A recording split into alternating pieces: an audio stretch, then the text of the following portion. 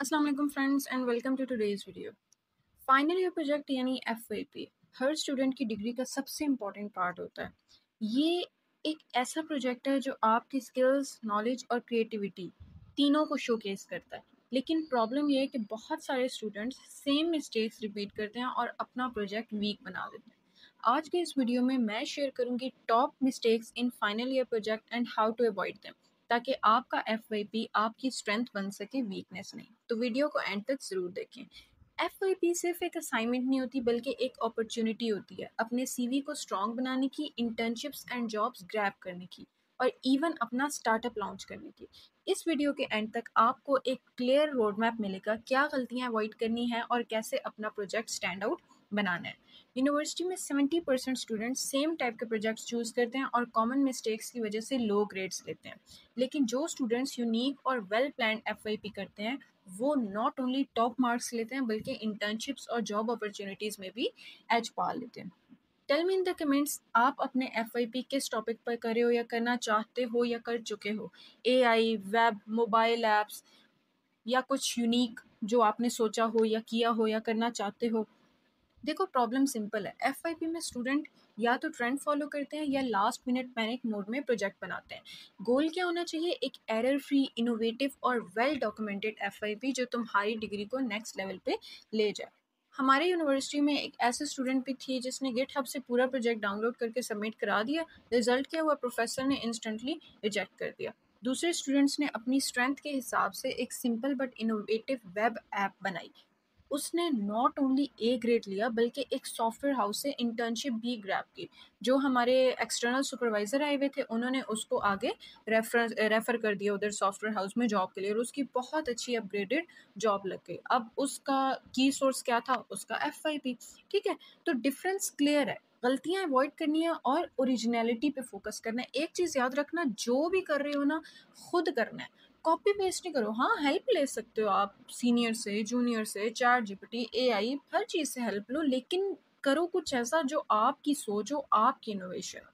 ठीक है, सोचो अगर आपका एफआईपी इतना स्ट्रांग हो कि ग्रेजुएशन के बाद आपको एक डायरेक्ट जॉब ऑफर मिल जाए, या आपका जो प्रोजेक्ट आइडिया है वो एक स्टार्टअप बन जाए, तो आपको कैसा लगेगा? ये सिर्फ तब होगा जब आप वो मिस्टेक्स अवॉइड करोगे जो मैं इस वीडियो में बताऊंगी और स्मार्ट स्ट्रेटजी को फॉलो करोगे।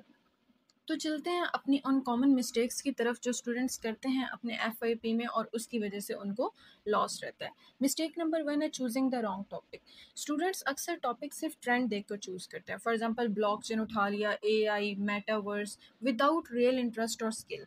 ठीक है, रिजल्ट क्या होता है? हाफ वे पे प्रोजेक्ट ड्रॉप कर देते हैं। सोल्यूशन क्या है? टॉपिक चूज करो जो तुम्हारी इंटरेस्ट, स्किल और अवेलेबल रिसोर्सेज से मैच करे। देखो, बैचलर्स लेवल के जो एफवाईपी होता है ना, वो तो बिल्कुल बच्चों वाला होता है। मैंने खुद एफवाईपी बनाया।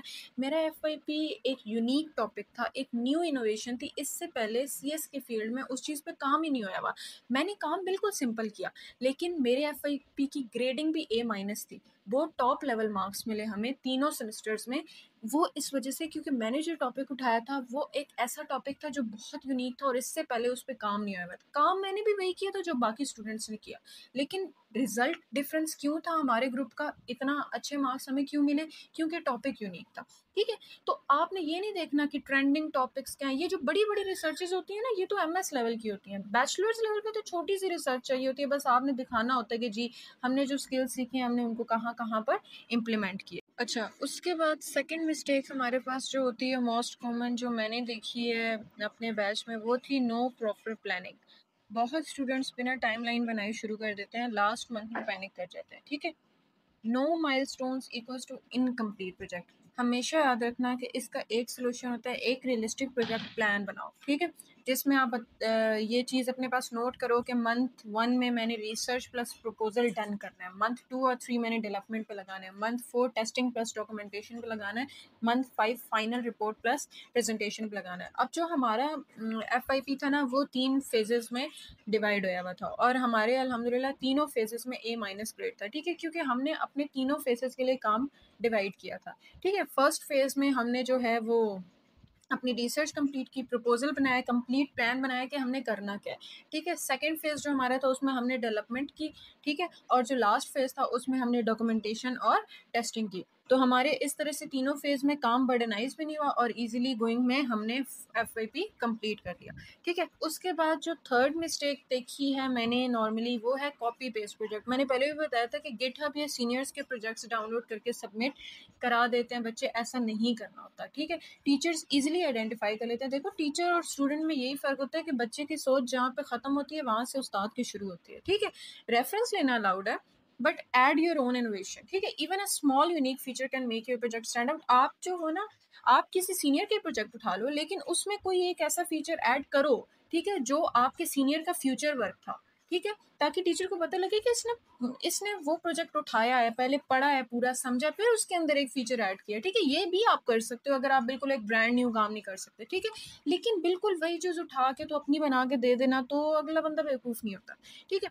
अच्छा, उसके बाद नेक्स्ट चीज़ होती है हमारे पास इग्नोरिंग डॉक्यूमेंटेशन। ये बहुत बड़ी मिस्टेक है जिसकी वजह से बच्चे एंड तक फंसे रहते हैं, ठीक है। स्टूडेंट सिर्फ कोडिंग पे फोकस करते हैं, डॉक्यूमेंटेशन लास्ट मिनट में लिखते हैं। Poor documentation equals to poor grades. आपका जो जाती है ना डॉक्यूमेंटेशन की कॉपीज अटेस्ट होने के लिए, वहाँ पे आप खुद नहीं होते हो ना, आपका कोड होता है। वो आपकी डॉक्यूमेंटेशन पढ़ के आइडिया लगाते हैं कि आपने क्या काम किया है, कैसे किया, उसमें क्या हो रहा है, किस तरह हो रहा है, क्या नहीं हो रहा, क्या होना चाहिए था, ठीक है। तो डॉक्यूमेंटेशन जो है ना, वो पैरेलल लिखो, ठीक है। Intro, methodology, screenshots, test result साथ साथ मेंटेन करो, ठीक है। ये जो आप करते हो ना, एक वीक में जी पूरी डॉक्यूमेंटेशन बन गई, वो फिर होती ऐसे ही है कि उस पर फिर ग्रेड जो है ना वो बिल्कुल ही B-C+ इस तरह से जाता है, ठीक है। अच्छा, उसके बाद जो फिफ्थ कॉमन मिस्टेक है वो है poor team work. Group members equal काम नहीं करते, ठीक है। अब हमारे ग्रुप मेंबर्स में मैं खुद डेवलपर थी, तो मैंने पूरा सिस्टम डेवलप किया, ठीक है। जो मेरी फ्रेंड थी उसकी राइटिंग और एडिटिंग स्किल्स अच्छी थी, उसने पूरा डॉक्यूमेंटेशन का काम किया। जो तीसरी दोस्त थी उसने हमारे पास सारा प्लान अप किया, चीज़ों को, डायग्राम्स बनाना, फ्लो चार्ट्स मैनेज करना, पूरा डॉक्यूमेंटेशन को मैनेज करना, चीज़ों को टेस्ट करवाना, हर चीज़ प्रिंट कराना।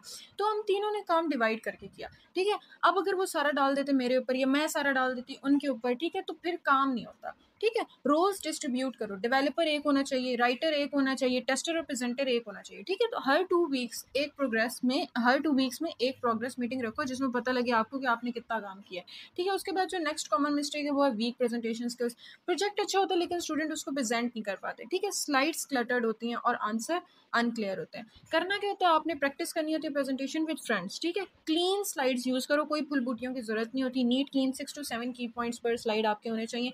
Prepare question and answers in advance, ठीक है। आपको पता होना चाहिए कि आपके प्रोजेक्ट से रेलेवेंट क्या क्वेश्चन रेज हो सकते हैं, उनका आंसर ऑलरेडी प्रिपेयर करके रखो, ठीक है। क्योंकि ये बहुत एक पॉइंट बुरा लगता है कि जब आपसे कोई पूछे और आप कहो कि जी हाँ ये चीज़ तो मुझे नहीं पता, ठीक है। क्यों नहीं पता भाई, आपने काम किया।